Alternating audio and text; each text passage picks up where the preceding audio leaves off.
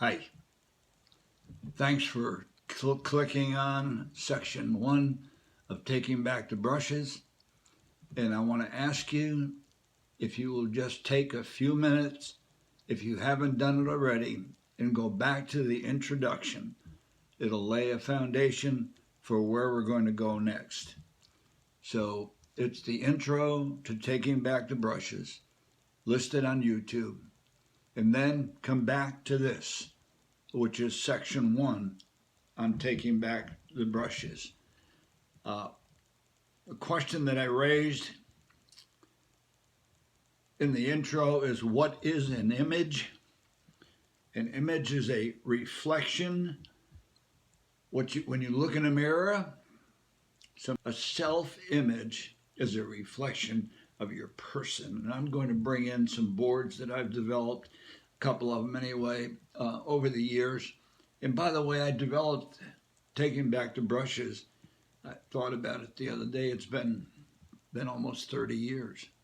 And I've presented it live, and it took a lot of time.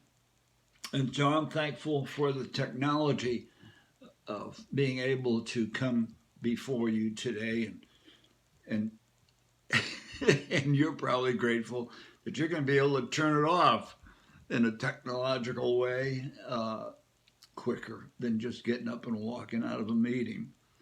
So I want to say that I believe that our bodies are human, our souls are human, and they're made up of mind, emotions, and will.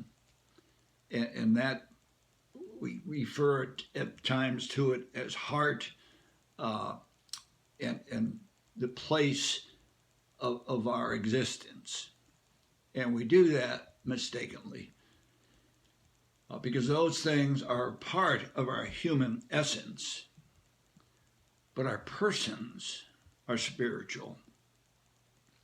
An anonymous philosopher, I believe he was, the man who related this to me was Commonwealth's attorney for a county in Virginia.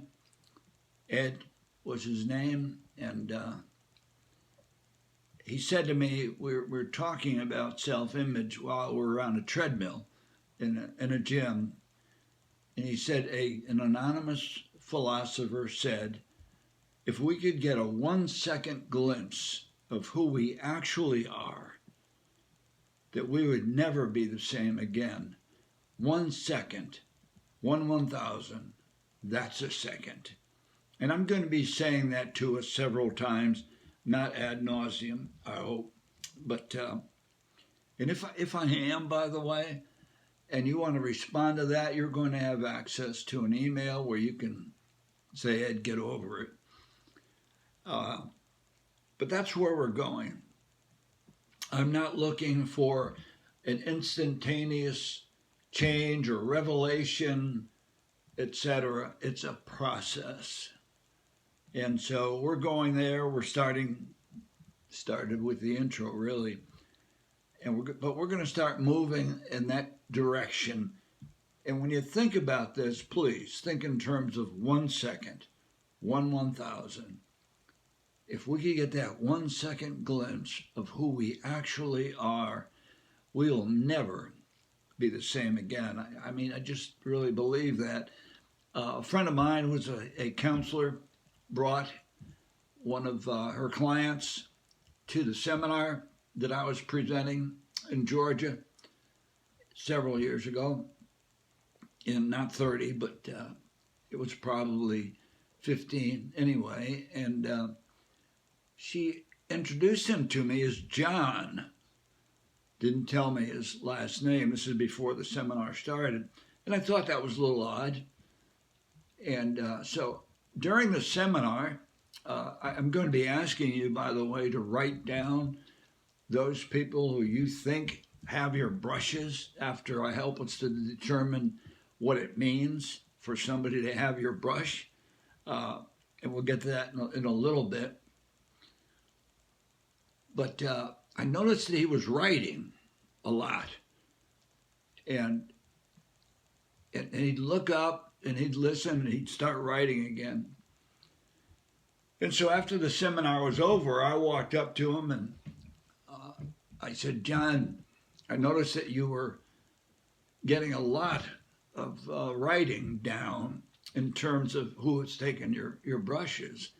And he said, oh boy, I really did. And that's all he said. So I didn't want to push it. I said, fine. Well, several months later, I saw my friend again, the counselor, and she said, John is apparently doing very well. And I said, oh, why is that? And she said, well, he'd been coming to me for 6 months when I brought him to your seminar, and he hadn't really gotten anywhere. And she said he called me about a month ago and told me he didn't need me anymore, that he was fine. And so I just was so thankful for that. And I've had several people, another friend of mine who was somebody I met and cared about, and he was having a hard time coming out. And he talked about fear in the seminar, and I didn't push that. I didn't really know. I don't think I realized that he was gay. But he listened to the seminar. He followed suit.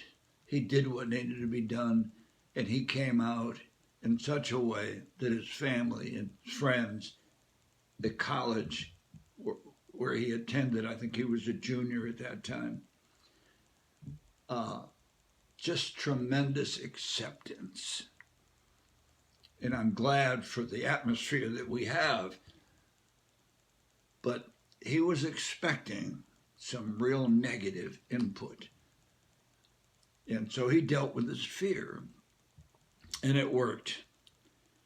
Well, in order to do this, I need to ask the question of where did our self-image come from? I said spirit. Well, where did the spirit come from? Where did the person come from? Hello, from our Creator. I'm not being religious. I have a very low tolerance of religion. I think religion has undermined us and damaged us and put us in wars we didn't need to be in. And the most glaring thing today is that over 20,000 kids have been sodomized and sexually abused by religion. So I'm not very excited about religion. But I'm thankful there are things that go on within religion that are really good. There's a sense of community. There's a place of belonging. There's, in many cases, people are being fed by religions, etc. But our self-image was not created with the idea of it's acceptable if, when, or but. And that's what religions say. And so what were our self-images created as? Acceptable. No distortions.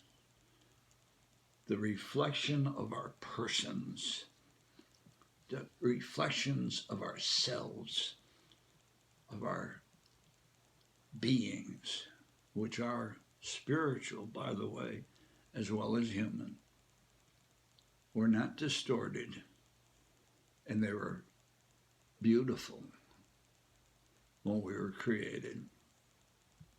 So, are they distorted now? Oh, yeah. And one-word answers don't work, but yeah, they are distorted. And it's one of the reasons we have bullying. We have people hating one another. We have malice. We have kids. A 10-year-old girl yesterday hung herself because she was being bullied. 10 years old.